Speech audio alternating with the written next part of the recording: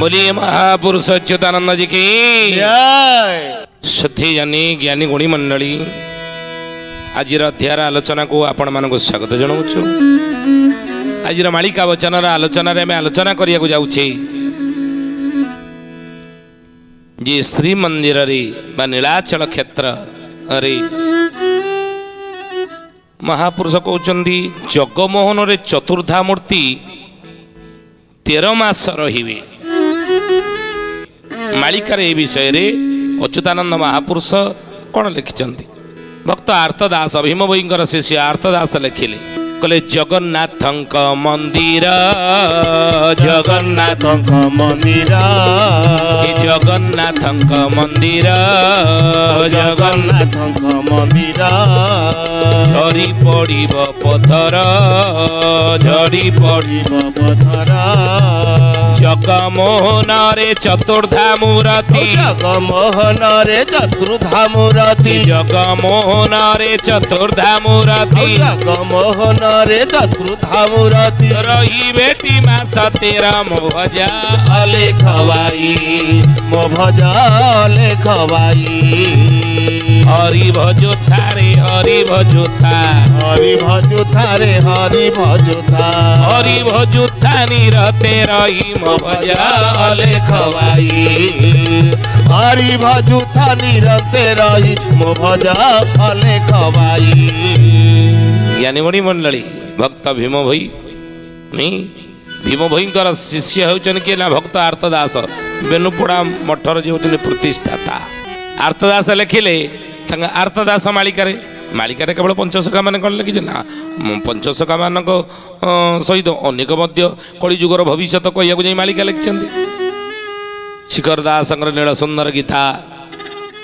भक्त आर्तदास आर्तदास मालिका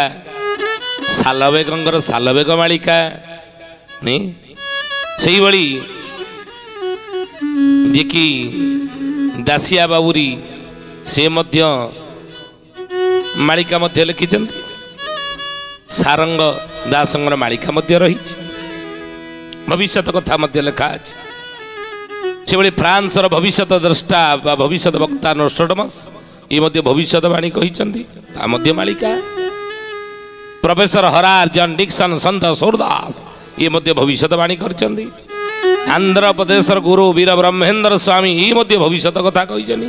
से मध्य मालिका तेणु ये सब भविष्यतर कथा भक्त आर्तदास कहले जगन्नाथ मंदिर झड़ी पड़िब पत्थर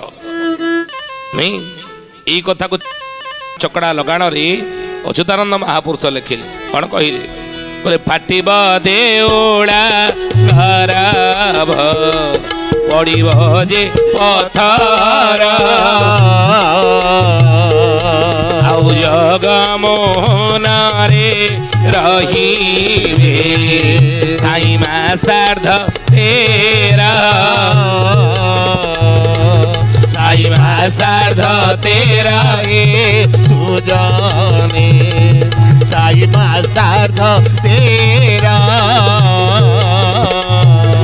साई मा सार्ध 13 हे सुजाने साई मा सार्ध 13। ज्ञानी गुणी मंडली सुधी जने आपण मानकर मन थिबो गोटे कथा आमे कहितलु बहुत दिन तळी ए मालिका वचने आलोचना आमे करिछु आपण सुनिथिबे हमर कथा नुहे महापुरुष माने लिखिथिले आमे निमित्त मात्र महापुरुष माने मालिकारे लिखिथिले श्रीमंदिर चारि दुआर खोला करिबी मुही आमे कहितलु मालिकारे अनेक दिन तळी आपण माने सुनिथिबे रत्न भंडार चाबी केते बेले मिलिबो रत्न भंडार खोला केते बेले हेबो एक आलोचना में करनु आपण माने सुनिथिबे मिछ नुहे मालिका रत्न भंडार केते बेले खोला हेबो केते बेले ना जेते बेले श्रीमंदिर चारि द्वार खोला हेबो एक अतीत में आलोचना करिछु मालिका वचन आपण सुनिथिबे आज देखन आगु आपण देखिबे से संकेत गुड़िक आपण जणा गलानी वर्तमान राजनैतिक क्षेत्र राजनैतिक व्यवस्था जहाँ ये राजनैतिक व्यवस्था रे आगु मध्य ये संभावना रही खूब निकट भविष्य खूब निकट भविष्य आउ किछि दिन परे मालिकार एक कथा सत्य होबाकू जाउची जहाँ 600 वर्ष तले कागज कलम नथिला तालपत्र लेखनी साहाଯ୍य अच्युतानंद लिखिथिले रत्न भंडार खोला केबे बहुत दिन खोला हैनी किंतु खोला केबे हेबो संपूर्ण रत्न केतेबेले गणति हेबो केतेबेले तार आकलन करा जीवो रत्न भंडार केते धन संपत्ति रहीची केते कोन रहीची तार आकलन केतेबेले करा जीवो ना जेतेबेले चारि द्वार श्रीमंदिर खोला हेबो ये कथा मालिकार आप शुणी आगुरी आम कही तेणु जानतु आगू चारि द्वार खोला हे और रत्न भंडार खोला जिते रत्न भंडार खोला हे नहीं तेणु से अच्युतानंद चकड़ा लगाण कहले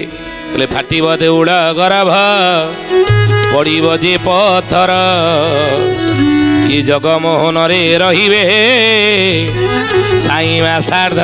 13 साई कले जगन्नाथ महाप्रभु 13 मास रहिबे जगमोहन रे बोलिए महापुरुष अच्युतानंद जी की ज्ञानी गुणी मंडली सथी आज मध्य देखंतु मालिका वचन केते सत विभिन्न स्थान रे मध्य देउळ श्रीमंदिर फाट रहिबा कथा बा सुरक्षित नुहे बोली अनेक मध्य गवेषक माने गवेषणा करके जानुचंती ज्ञानी गुणी मंडली अच्युतानंद महापुरुष हरि अर्जुन चौतीसार लिखिले मालिकार नामला हरि अर्जुन चौतीसा कौन कहले